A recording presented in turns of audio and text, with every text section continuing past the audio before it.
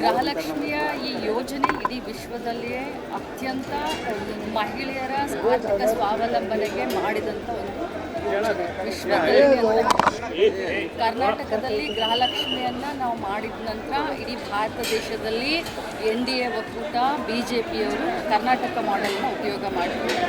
ಭಾಳಷ್ಟು ಆರೋಪಗಳನ್ನು ಇತ್ತೀಚಿನ ದಿನದಲ್ಲಿ ಮಾಡಿದರು.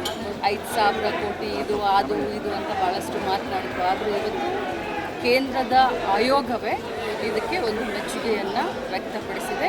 ಮಹಿಳೆಯರ ಆರ್ಥಿಕ ಸ್ವಾಭಿಮಾನಕ್ಕೆ, ಆರ್ಥಿಕ ಸಬಲೀಕರಣಕ್ಕೆ ಇದೊಂದು ಕೊಡುಗೆ ಆಗಿದೆ ಅಂತ ಕೂಡ ಕೇಂದ್ರದಿಂದ ಬಂದಂಥ ನಿಯೋಗ ತಮ್ಮ ಒಂದು ರಿಪೋರ್ಟ್ನಲ್ಲಿ ಸ್ಪಷ್ಟಪಡಿಸಿದೆ.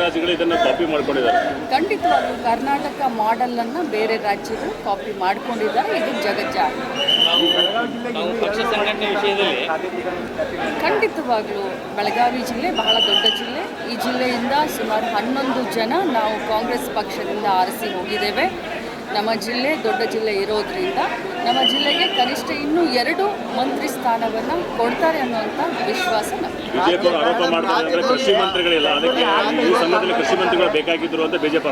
ಬಿಜೆಪಿಯವರ ಆರೋಪಕ್ಕೆ ಮೊದಲು ಯಡಿಯೂರಪ್ಪನವರು ಒಬ್ಬರೇ ಮುಖ್ಯಮಂತ್ರಿ ಆಗಿದ್ರು. ಎಷ್ಟು ದಿನ ಒಬ್ಬಂಟಿಯಾಗಿ ಅಟ್ಲೀಸ್ಟ್ ಈಗ 13 ಜನ ಮಂತ್ರಿಗಳ ಜೊತೆಯಲ್ಲಿ ಕೆಲಸ ಮಾಡ್ತಾ ಇದ್ದಾರೆ. BJPಯವರು ಇನ್ನು ಮರೆತು ಬಿಡಿ, ನೀವು ಹಗಲು ಕನಸು ಕಾಣೋದನ್ನು. ಇಷ್ಟೇ ಹೇಳಲಿಕ್ಕೆ ಬಯಸ್ತೇನೆ, ಇದು DK ಶಿವಕುಮಾರ್ ಅವರ ಸರ್ಕಾರ ಸಂಘಟನೆಗೆ, ಸರ್ಕಾರಕ್ಕೆ ಪ್ರಾಮುಖ್ಯತೆಯನ್ನು ಕೊಡುವಂಥ, ಜನರ ಭಾವನೆಗಳಿಗೆ ಸ್ಪಂದಿಸಿ ಕೆಲಸವನ್ನು ಮಾಡುವಂಥ ಸರ್ಕಾರ ಇದೆ.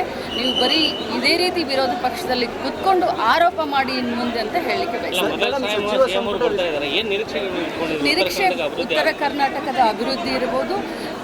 ನಾನು ಒಂದು ಮಾತನ್ನು ಹೇಳಲಿಕ್ಕೆ ಬಯಸ್ತೇನೆ, 6 ವರ್ಷ ನಮ್ಮ ಪಕ್ಷದ ಕಾಂಗ್ರೆಸ್ ಪಕ್ಷದ ಅಧ್ಯಕ್ಷರಾಗಿ ಇಡೀ ಕರ್ನಾಟಕ ರಾಜ್ಯಾದ್ಯಂತ ಏನು ಸಮಸ್ಯೆಗಳಿದ್ದಾವೆ, ಯಾಕಂದರೆ ಭೌಗೋಳಿಕವಾಗಿ ನಾವು ನೋಡಬೇಕಾಗುತ್ತೆ. ಉತ್ತರ ಕರ್ನಾಟಕ, ದಕ್ಷಿಣ ಕರ್ನಾಟಕ, ಕಲ್ಯಾಣ ಕರ್ನಾಟಕ, ಮಧ್ಯ ಕರ್ನಾಟಕ ಅಂತ ಹೇಳಿ ನಾವು ಭೌಗೋಳಿಕವಾಗಿ ನೋಡಿದಾಗ ಆಯಾ ಕ್ಷೇತ್ರಕ್ಕೆ ಅನುಗುಣವಾಗಿ ಆ ಒಂದು ಕ್ಷೇತ್ರವನ್ನು ಅಭಿವೃದ್ಧಿಪಡಿಸುವಂಥ ನಿಟ್ಟಿನಲ್ಲಿ ಮಾನ್ಯ ಮುಖ್ಯಮಂತ್ರಿಗಳು ಖಂಡಿತವಾಗ್ಲೂ ಸನ್ನದ್ಧರಾಗ್ತಾರೆ. ನಮ್ಮ ಬಯಕೆ, ನಮ್ಮ ಬೇಡಿಕೆ ಏನು ಅಂತಂದರೆ, ಬೆಳಗಾವಿ ನಮ್ಮ ಜಿಲ್ಲೆ ಕರ್ನಾಟಕ ರಾಜ್ಯದ 2ನೇ ರಾಜಧಾನಿ ಅಂತ ಹೇಳ್ತೀವಿ. ಸುವರ್ಣಸೌಧ ಕೂಡ ಇಲ್ಲಿ ಇದೆ.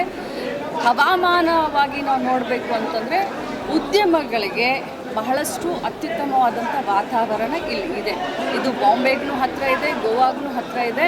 ಸೊ ಹೀಗಾಗಿ ಇಂಡಸ್ಟ್ರಿಯಲ್ಗಳು ಬಹಳಷ್ಟು ಈ ಕಡೆ ಬರಬೇಕು, ಜಾಬ್ ಕ್ರಿಯೇಷನ್ ನಮ್ಮ ಜಿಲ್ಲೆಯಲ್ಲಿ ಆಗಬೇಕು ಅನ್ನೋದು ನನ್ನ ದೊಡ್ಡ ಬಯಕೆ, ನಮ್ಮ ಜನರ ದೊಡ್ಡ ಬಯಕೆ. ಅದನ್ನು ನಾವು ಮಾನ್ಯ ಮುಖ್ಯಮಂತ್ರಿಗಳ ಹತ್ರ ಮಾತಾಡ್ತೀವಿ. ಕೈಗಾರಿಕಾ ಪ್ರದೇಶಗಳಿಗೆ ಭೂಮಿ ಇಲ್ಲ ಅಂತೇಳಿ ಯಾವ ಬರ್ತಾ ಇಲ್ಲ ಅಂತೇಳಿ ಅದಕ್ಕೆ ಸರ್ಕಾರದಿಂದ ಭೂಮಿ ವಸೂಲಿ ಕೆಲಸ ಖಂಡಿತವಾಗ್ಲೂ ಅದನ್ನು ನಾವು ಈಗ ಮಾಡಬೇಕಾಗಿದೆ. ಯಾಕಂತಂದರೆ ಕೈಗಾರಿಕೆಗಳು ಬೆಳಿಬೇಕು. ನಮ್ಮ ದೇಶ, ನಮ್ಮ ಭಾರತ ದೇಶ ರೈತರ ದೇಶ. ರೈತರಿಗೂ ಅನುಕೂಲ ಆಗಬೇಕು, ಉದ್ಯಮಗಳು ಕೂಡ ಬೆಳಿಬೇಕು, ಮಕ್ಕಳಿಗೆ ಕೆಲಸ ಕೂಡ ಔದ್ಯೋಗಿಕವಾಗಿ ಕೂಡ ಬೆಳಿಬೇಕು. ಸೊ ಇಂಥ ಒಂದು ಸಂದರ್ಭದಲ್ಲಿ ರೈತರು ಕೂಡ ಮನಸ್ಸು ಮಾಡಬೇಕು, ಸರ್ಕಾರನೂ ಮನಸ್ಸು ಮಾಡಬೇಕು. ಕೈ ಜೋಡಿಸಿದಾಗಲೇ ಅಭಿವೃದ್ಧಿ ಆಗುತ್ತೆ. ಬೆಳಗಾವಿನಲ್ಲಿ ನಮಗೆ ಇಂಡಸ್ಟ್ರಿಯಲನ್ನು ಬೆಳೆಸಲಿಕ್ಕೆ ಜಾಗ ಸಿಗ್ತಾ ಇಲ್ಲ, ದಟ್ ಈಸ್ ಟ್ರೂ. ಆದರೂ ಕೂಡ ರೈತರ ಜೊತೆ ಮಾತನಾಡಿ ನಾವು ಅನುಕೂಲವನ್ನು ಮಾಡ್ತೀವಿ. ಯಾಕಂತಂದರೆ ಕೈಗಾರಿಕೆ ಬೆಳೆದ್ರೆ ಪ್ರದೇಶ ಬೆಳೆಯುತ್ತೆ ಅನ್ನುವಂಥ ವಿಶ್ವಾಸ ರೈತರನ್ನ ವಿಶ್ವಾಸಕ್ಕೆ ತೆಗೆದುಕೊಂಡು ಅಂತ ಹೇಳಿ